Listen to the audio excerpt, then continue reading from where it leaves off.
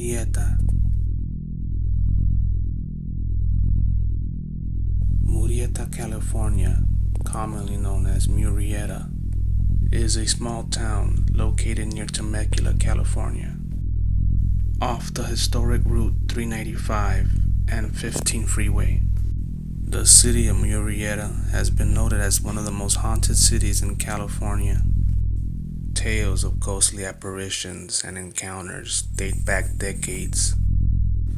One of the most infamous hauntings is that of a little girl in a blue dress who is said to haunt the abandoned old KEA Mill, a massive structure that was built in 1918 to hold grain for the local farmers. It was boarded up and abandoned in 1991. Some say that a fire contributed to its closure. It resembles a real-life Tower of Terror, and many are afraid to get near it. There are several variations of the stories surrounding the little girl in the blue dress. One of the stories is that the little girl fell from one of the windows on the second floor. The other is that the little girl was murdered by her father along with the rest of her family. It's been told that her father, along with her family, ran a small shopkeep next to the mill and managed the mill itself, and that one night on a supermoon, her father went mad, killing her and the family with a shotgun. A mysterious fire started that burned the shopkeep and part of the mill. As the father tried to exit, he was killed as well. People have reported seeing the little girl on the second window of the abandoned mill. Residents who live near the mill have also claimed to hear the sounds of a child sobbing and giggling at night coming from the mill.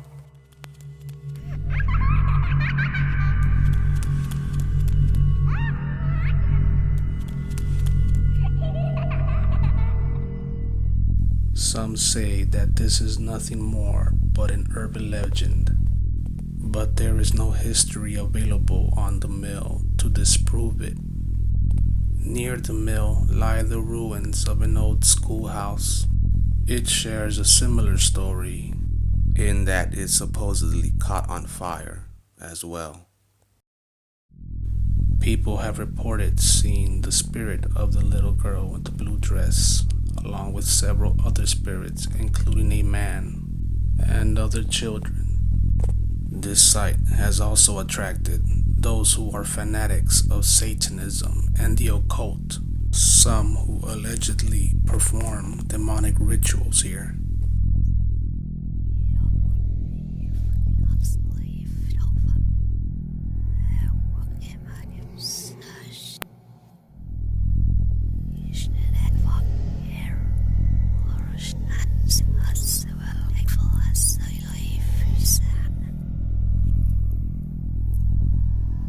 The origins of this town began in 1873. The land originally belonged to the Murrieta brothers, Juan and Ezequiel Murrieta. In 1882, the Murrieta brothers granted right-of-way to the California Southern Railroad. In 1884, the Temecula Land and Water Company purchased over 14,000 acres from Juan Murrieta, marking the town along the California Southern Railroad. By 1890, some 800 people lived in the town of Murrieta.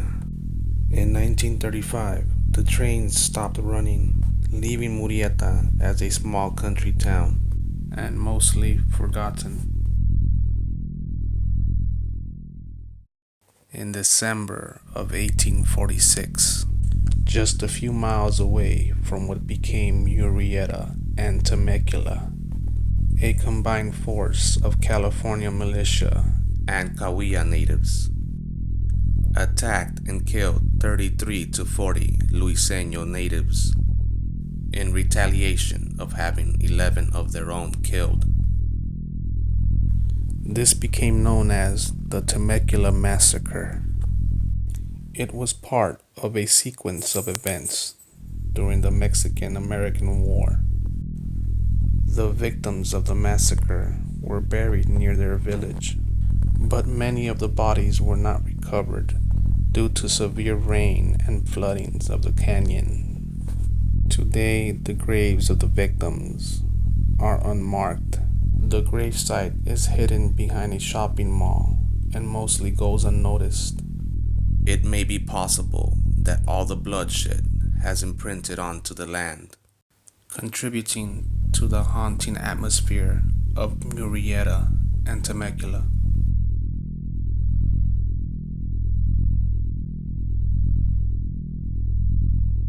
We visited the city of Murrieta to conduct our investigation, hoping to find some answers to these alleged hauntings. Upon our arrival, we noticed that the town had a very eerie atmosphere to it. There was beauty to the town, yet there were many abandoned homes that stood out like a sore thumb. One of those abandoned houses was built in 1885, known as the Lakeman House. After Ernest Lakeman, the house was originally owned by a Civil War veteran named Abram Burnett. The house remains empty and abandoned. Upon our return to the house, we noticed that one of the rooms had a glowing blue light, and the glowing light would disappear when trying to approach it. Oh fuck, there's a light in there, dude. Look at the ball. I can't see it no more. What's going on? Because the house is off limits, boarded and gated, we could not get in nor determine where the source of light was coming from.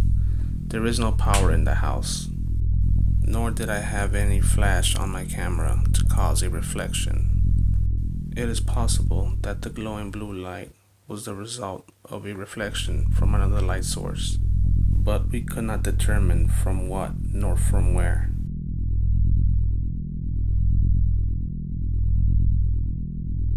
We continued our investigation at the KEA Milling and the abandoned old schoolhouse. Any entrance to the mill has been sealed shut with concrete. If you do use equipment to climb over the wall, you risk injury and being arrested. There is also no access to the higher levels due to the damage caused by the fire. One of the resident neighbors stated that someone did try to climb to the higher levels only to fall, breaking their body and having to be airlifted out.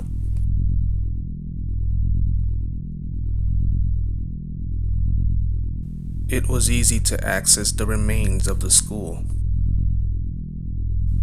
As you can see, all that is left is ruins.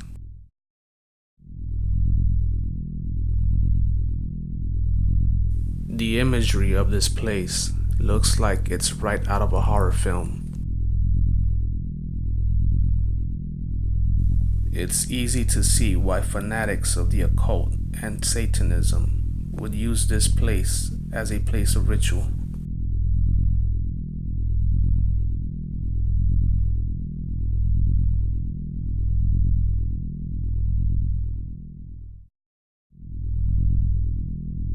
In recent news, many were shocked to learn that David and Louise Turpin had tortured, shackled, and starved their 13 children.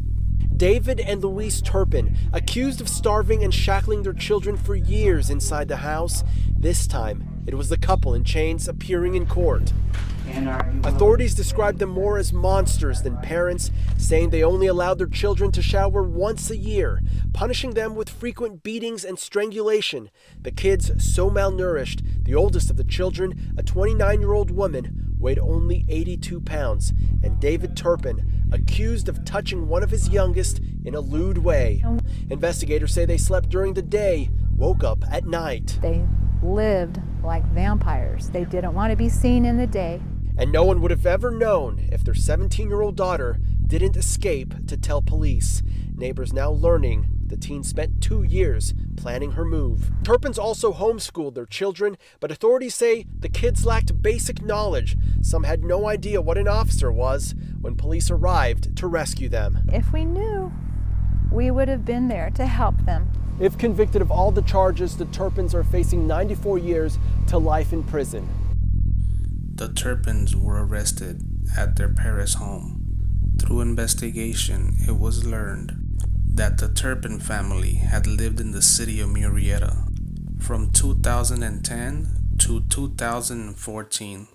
A former neighbor had witnessed their odd behavior, claiming that the children would march around their room during the middle of the night. The horrific and depraved actions by the Turpins do not reflect the city of Murrieta, but knowing that these poor children were tortured while living in Murrieta makes for another horror story to tell about Murrieta. Every town has its urban legends and ghost stories. Some embrace it, while others shy away from it. Based on my research and the information I've learned, I believe it is possible that old restless spirits do linger here in Murrieta and Temecula. It is evident that this town, for unknown reasons, tends to attract a few bizarre individuals with deranged practices and beliefs, some more dangerous than others. As for the story of the ghost of a little girl with a blue dress that haunts the KEA Milling, since there is no access to the interior of the mill, and there is no evidence on the history of the mill to prove or disprove the story, for now our investigation shall remain inconclusive. If there is such a ghost of a little girl at the mill, like most kids, perhaps she is playing a game of hide and seek, choosing who to appear to and make her presence known. Perhaps the next person she does appear to will be you.